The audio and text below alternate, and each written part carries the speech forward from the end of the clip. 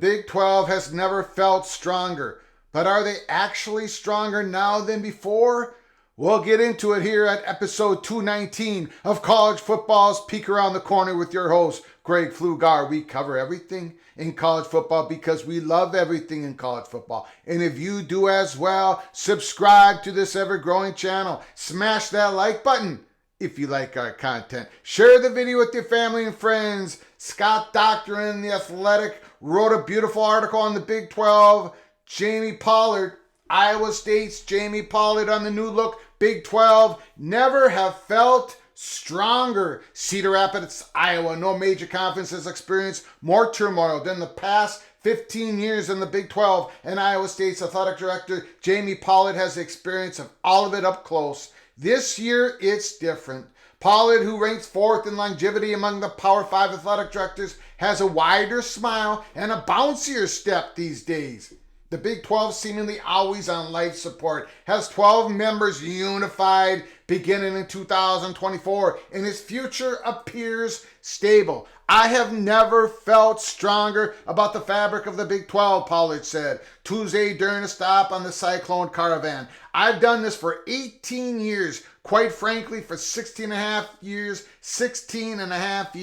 I still have the scars, the scabs, the bruises from the Big 12 being the conference that was ready to implode. Pollard was at the Kansas City's Intercontinental Hotel when the Pac-10 invited 6 Big 12 members. A 2-week whirlwind produced only Colorado and Nebraska as departures, but it was just the precursor to a decade plus of volatility.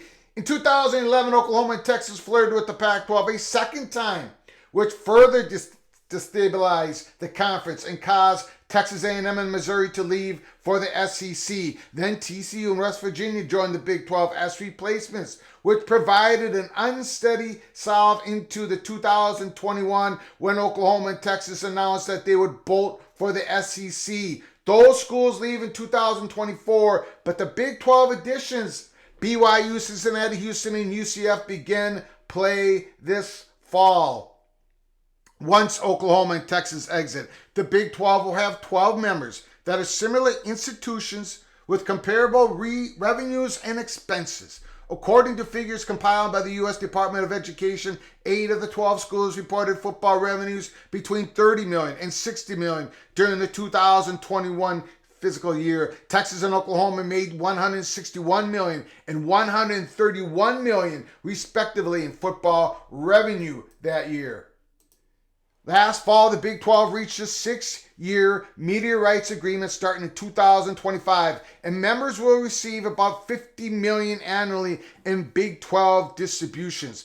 That figure includes NCAA's men's basketball tournament revenue, expanded college football playoff, and bowl payouts, plus each school's individual sold third-tier media rights revenue. Last year, the conference dispersed a record $42.6 million to each member, not including the third-tier media rights. With expansion a possibility, the Big 12 appears solidified. That's especially true with the Pac-12's future media rights agreements still undetermined, 7 ACC schools reviewing their grant of rights deals, and the Big 10 yet to finalize its long-form media rights deals for this fall that were agreed upon in last August of 2022. I don't wish ill upon any of my peers, Pollard said, but it is fascinating to hear not only the Pac-12 problems, but now the ACC has got their own Groundhog Day. It reminds me of the Big 12 from 2010 to 2012. Then even to hear the latest news out of the Big 10 about the Fox and NBC challenges, for once, the Big 12 is not having issues, so it's kind of refreshing. With comparable revenues comes the potential for competitive balance, which has been on display among the Big 12 holdovers and newcomers. During the past 3 seasons, 6 Big 12 squads, Iowa State, Baylor, Oklahoma State, Kansas State, TCU, and Oklahoma, have qualified for the New Year's Six Bowls, while Cincinnati earned invitations after the 2020 and 2021 seasons.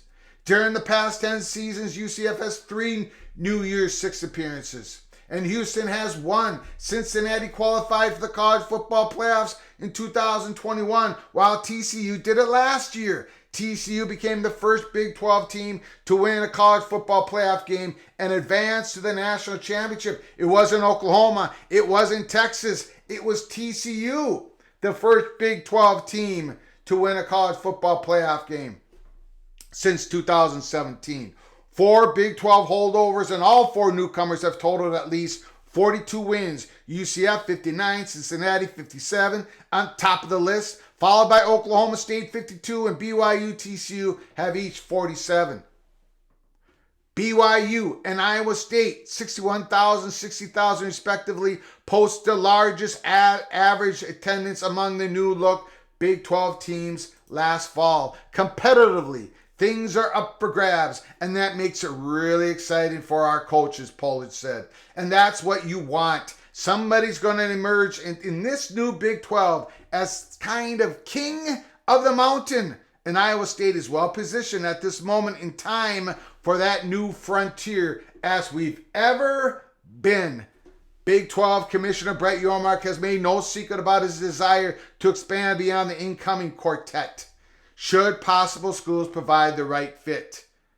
The money shot, the PAT money shot in this article, when asked about whether a former Big 12 member, Colorado, could fit that description, Pollard smiled and said, "Who would that be?" That would be some interesting dynamics. And lastly, what we wanted to do is to be positioned that if there were other conferences that had issues, that the Big 12 would be a great landing spot, Pollard said. But we don't need anybody to come to the Big 12. We're not actively looking to expand. That is incorrect. But if the opportunity exists, we're ready to expand. That is correct. We really feel good about what the future holds with the 4 new members coming in this year. Those fan bases are excited. Those institutions are fired up. And we think we're in a really good spot. Jamie Pollard interviewed Scott Dochterman, the Athletic article interviewing Jamie Pollard. Wow. Fantastic article. Big 12 has never felt stronger. Are they actually stronger than before when Texas and Oklahoma were basically permanent members of the conference until just recently? Oklahoma and Texas were the 2 most valuable brands of the Big 12 and by far. But the Big 12 with Texas and Oklahoma could never get to what they could have been because Texas would never agree to bundle up their content with the rest of the schools to sell it on the open market. And that hindered the Big 12.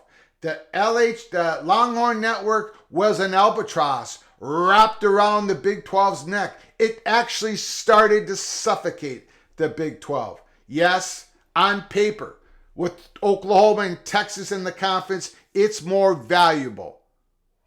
But is it stronger? Was it stronger? I don't think so. I think the Big 12 is in its best spot it's ever been. They're looking to become that 3rd or 4th conference in the new world of college sports, in the new world of college football when we get to the gold rush of 2026. Because Brett Yormark and all the things that he's accomplished so far in his short tenure as commissioner of the Big 12, bringing up those meeting negotiations in front of the Pac-12 and getting the deal done.